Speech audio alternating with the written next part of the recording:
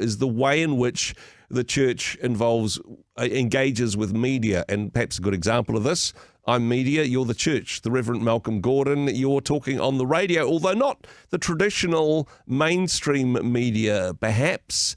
Media landscape certainly has changed in recent years.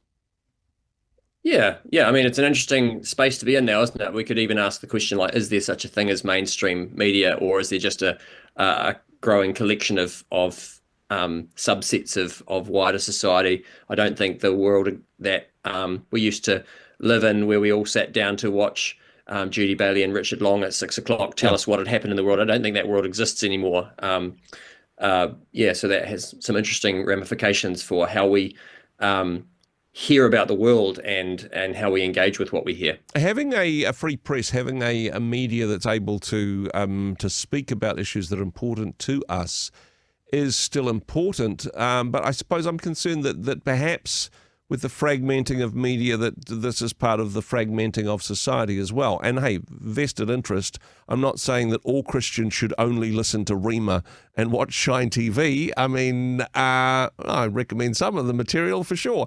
But actually, are we becoming more disengaged if we only, I suppose, reinforce our own echo chambers and only listen to what reinforces our preconceived ideas? Yeah, I mean, that's one of the problems, isn't it? When we end up with media outlets that are known to have a bias that we either like or don't like, that's deeply problematic because it means that there will be some questions that will not get asked, and some answers will not be tolerated. And issues of justice are not squeamish. Particularly biblical justice is not squeamish about upsetting people in the pursuit of what is right and what is good, and particularly standing up for people who otherwise wouldn't have a voice. The Old Testament in particular, and Jesus only amplifies this in his message. The amount of times that Israel is harangued by prophets in the name of God for not looking after the orphan, the stranger, the widow, the foreigner, the one who wasn't even Jewish or part of the covenant community. It's these are not power blocks that have got a lobby group who are, these are people with no power that God is using the prophets to speak on behalf of, and saying to the kings or saying to the temple institution at the time or the priestly caste, you are not doing right by these people. So for me, that seems to me to be a reminder to the church that we ought to be big fans of an accountable, transparent, free press that can ask hard questions of people who are in charge. And hey, I suppose from Rhema's point of view, our bias is, I mean, we're not pretending not to be a Christian organisation. It's not that we only talk to Christians. And we try and have a variety of different points of view on this one. But actually, in some ways, this whole kind of fracturing, is there a positive side to this? Are we in some ways democratizing the media? You don't have to have a big lobby group or a vested interest to make the news anymore. Yeah, okay, it is fragmented. There's smaller slices of the pie, but there's an audience for just about everything out there. Is I suppose streaming platforms, pun not intended, or perhaps even YouTube or podcasting, is that the way of the future? Is the new media fulfilling that role perhaps more accurately now? Yeah, maybe. I mean, it's certainly one way of looking at it, isn't it? There isn't the prohibitive entry level to be able to. You used to have to. I mean, I remember back in the day when Rhema was fundraising to buy frequencies, and how enormously difficult that was. Frequencies would come up and there'd be this big drive there. Can we get a station in wherever? Otherwise these people won't be able to hear this great programming. And then along comes the internet and goes, frequencies? Who cares about frequencies?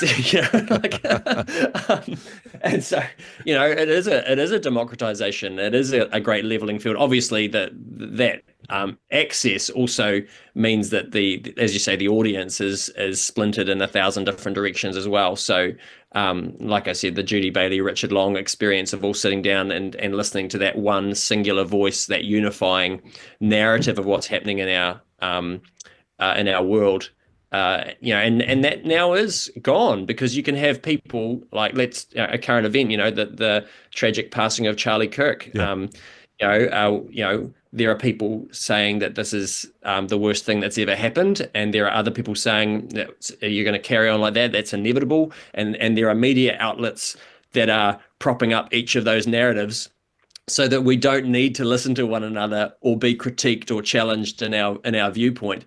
And that's problematic. So yes, it's good that we're hearing more voices, but if we're not engaging with one another, and I'd say this is probably the other side of the faith thing, that the Christian faith is definitely concerned about making sure power is held to account.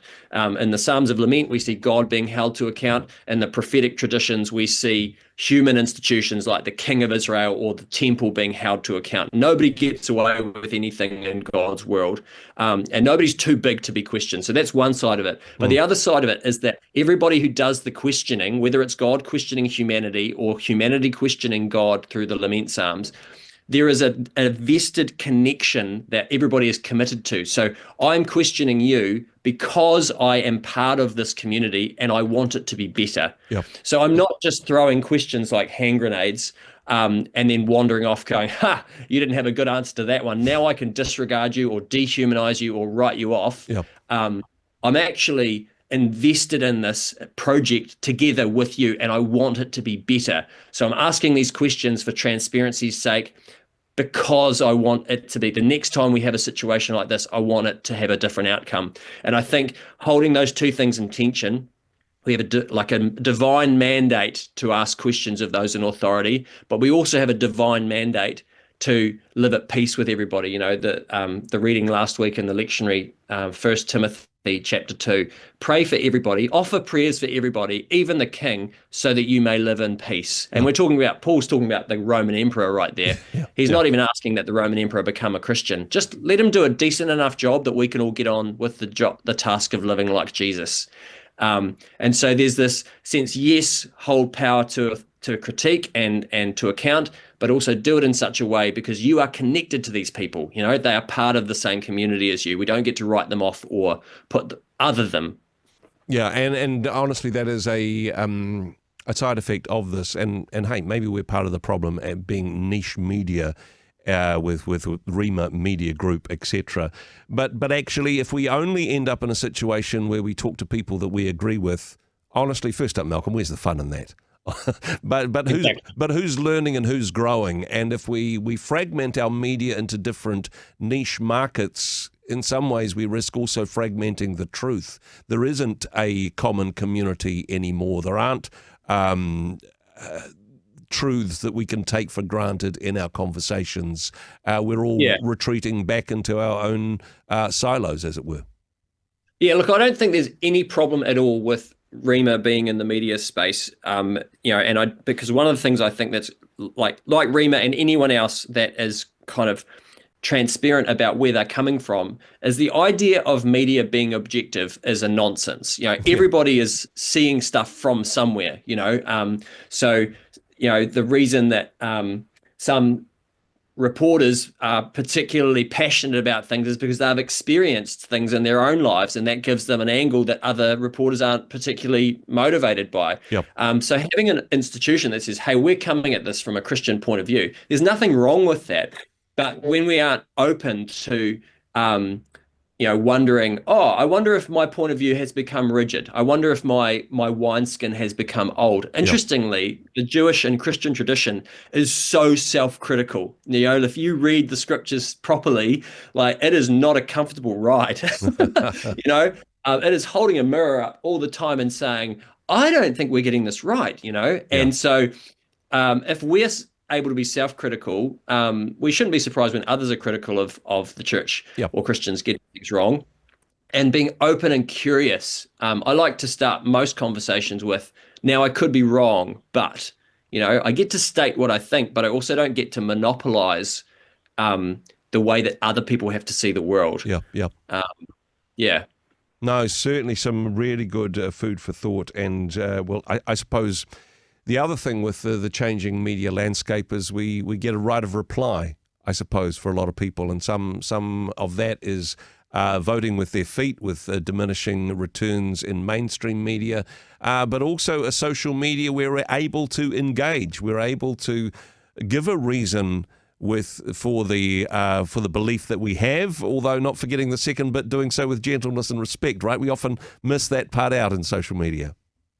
Yeah, I mean, that's what somebody once said to me. Social media is the definition of it is everybody shouting and nobody listening. Yeah. And that's probably it's great gift is that everybody gets to have a say. But as we see from the way our teenagers use it against one another, the profound dehumanization of one another that happens in that space where we are no longer sitting across from a table. We say things to people that we would never have the gall to say in person. Although now I wonder if there's almost a feedback loop where social media is desensitizing us to the point where we can say those things in person because we've gotten used to it and we've found out, the sky doesn't fall on my head, or I don't get hit by a bus if I really say what I think.